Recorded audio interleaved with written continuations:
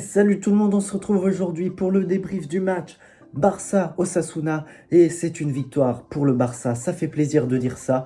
Euh, en ce moment, on prend même une victoire 1-0 et aujourd'hui, on prend cette victoire 1-0. Un match qui était encore une fois compliqué, difficile pour le Barça, mais on va dire qu'il y a quelques améliorations. Mais on va tout d'abord commencer par parler du début du match avec l'incident du début du match qui est bien sûr la blessure de Ferran Torres qui était un peu l'un de nos hommes en forme en ce moment qui se blesse dès la 4e minute et qui du coup va être blessé pendant quelques semaines puisque il s'est touché la cuisse et il est sorti comme ça en pleurant. C'était des images difficiles à voir, mais ce qui est surtout inquiétant c'est que on ne peut pas finir un match sans avoir une blessure et c'est très très chiant quoi.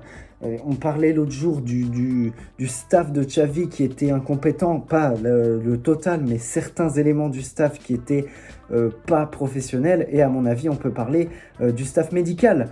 Parce que là, à chaque fois, on se rend bien compte que au niveau intensité physique, ça ne va pas. Les joueurs ne répondent pas présents dans les gros matchs. Et même dans les petits matchs, des fois, on se pose des questions. Mais surtout les blessures à chaque match. Aujourd'hui, c'est Ferran. L'autre jour, c'était Baldé. On a eu des doutes sur Christensen. Maintenant, on a aussi Rafinha, Ter Stegen. Qui a d'autres Gavi, même si lui, c'était pas avec le Barça qui s'est blessé. Mais toutes ces blessures mises bout à bout font que le Barça n'arrive pas à être stable au niveau de son équipe. Et l'équipe type, on ne sait même pas qu'est-ce que c'est, puisqu'on ne l'a tout simplement jamais vu. Et donc, il est remplacé par Fermín López, qui aura fait une entrée catastrophique. Voilà, on va dire les termes, j'aime beaucoup ce joueur. Mais c'est vrai qu'aujourd'hui, il est passé à côté de son entrée.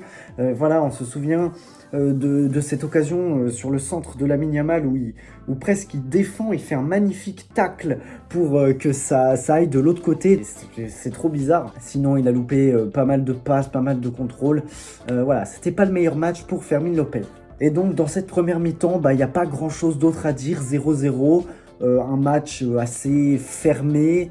On sent que le Barça peut gagner ce match parce que Osasuna n'est pas très inquiétant. Mais il y a quand même cette fébrilité, que ça soit en défense et en attaque. Avec à noter quand même que Lamine Yamal est l'élément offensif qui apporte le plus de danger. Comme d'habitude, j'ai envie de dire. Et donc, la deuxième mi-temps, elle est un peu plus animée. On a quelques changements. D'abord, celui de Vitor Roque qui remplace justement Fermín López. Voilà, il aura fait un match d'à peu près 50 minutes par là.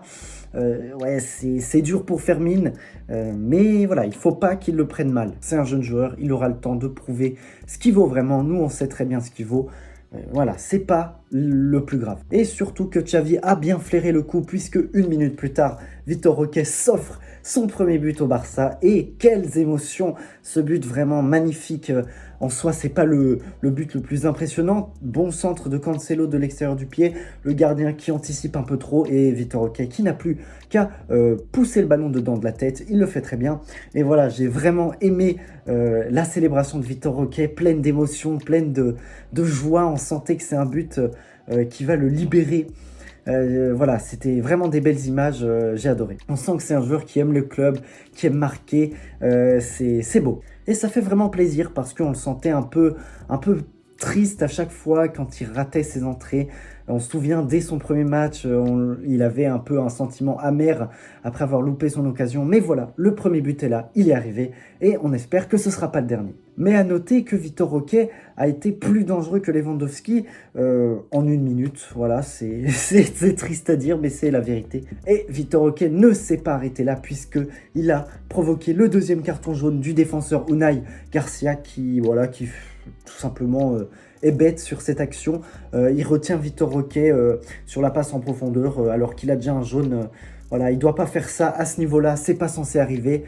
Il se prend un deuxième jaune, c'est tout à fait logique. Donc Vitor Roque qui a vraiment remué ce match. Et on a quand même eu une petite frayeur à ce moment-là, il y avait toujours un 0.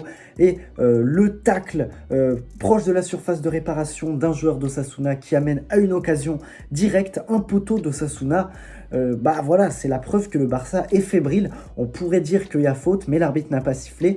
Il y a eu un poteau, c'est ça les faits. alors qu'on est à 11 contre 10. Voilà, on n'est pas à l'abri. Et on est censé mettre ce 2-0. J'ai le souvenir d'un face-à-face de Lamine Yamal contre le gardien où il ne marque pas et donc ça reste 1-0. Donc voilà, le Barça a été, on va dire, pas mauvais, mais bon, c'était pas non plus excellent, très très loin de là. C'était même un match plutôt ennuyant, mais on a l'habitude.